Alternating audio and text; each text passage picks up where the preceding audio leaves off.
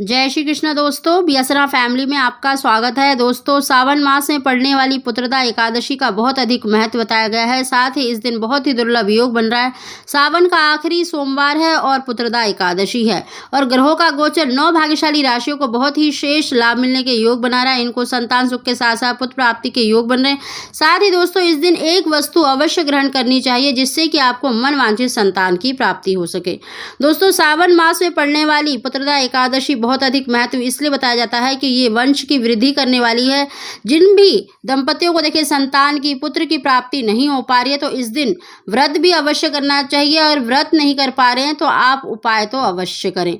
दोस्तों, उसकी जानकारी देने से पहले अगर अभी तक आपने मेरा चैनल सब्सक्राइब नहीं कर रखा है तो सब्सक्राइब जरूर कर लें। बगल में बेल आइकन को भी दबा दें जिससे मेरे आने वाली सभी लेटेस्ट वीडियो का नोटिफिकेशन सबसे पहले आप तक पहुंच सके। दोस्तों, इस दिन भगवान शंकर का पूरे विधि विधान से पूजन अवश्य करें। इस दिन भगवान शंकर को उनकी प्रिय वस्तु यानी बेलपत्र अवश्य ही अर्पित करें।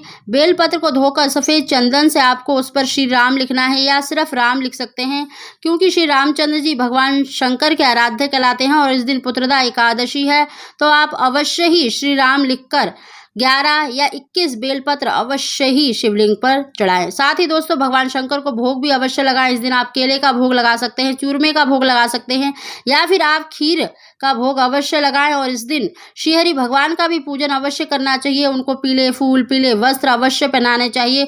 उनको भी केले का भोग अवश्य लगाना चाहिए। इस दिन आप मखाने की खीर का या फिर आप व्रत वाले चावल की खीर का भोग अवश्य ही लगाएं और उनके आगे धूप दीप जलाकर संतान गोपाल मंत्र का एक माला का जाप अवश्य करें। और भगवान शंकर के मंदिर में आप जब पूजा करें तो वहीं पर बैठकर आपको एक माला का ओम नमः शिवाय का जाप अवश्य करना है।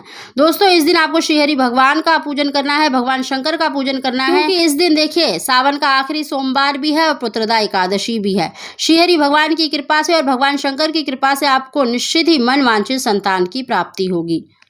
दोस्तों, जो हमने पिछला उपाय आपको बताया है बेलपत्र का, वो तो आपको अवश्य ही करना है। इसके साथ ही आपको देखिए शिवलिंग से एक केला अवश्य ही उठाकर ग्रहण कर लेना है।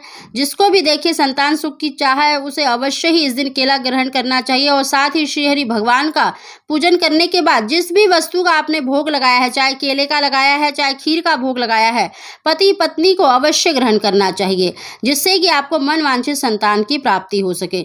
साथ ही दोस्तों, देखिए इस दिन ग्रहों का गोचर बहुत ही दुर्लभ योग बना रहा है। सूर्य, बुध और शुक्र की युति से इन 9 भाग्यशाली राशियों को बहुत ही शेष लाभ मिलने के योग बन रहे हैं तो इस दिन ये उपाय अवश्य करें। इन भाग्यशाली राशियों में सबसे पहली जो राशि है मेष, दूसरी जो भाग्यशाली राशि है सिंह, कन्या, वृष, मिथुन, कर्क, वृश्चिक, मकर, कुंभ और मीन। ये 9 भाग्यशाली राशियां ऐसी हैं जिन पर महादेव की कृपा हो रही है। पूरे सावन मास में ही इन 9 राशियों को बहुत ही शेष लाभ मिलने के योग बन रहे हैं तो इस दिन ये उपाय अवश्य करें।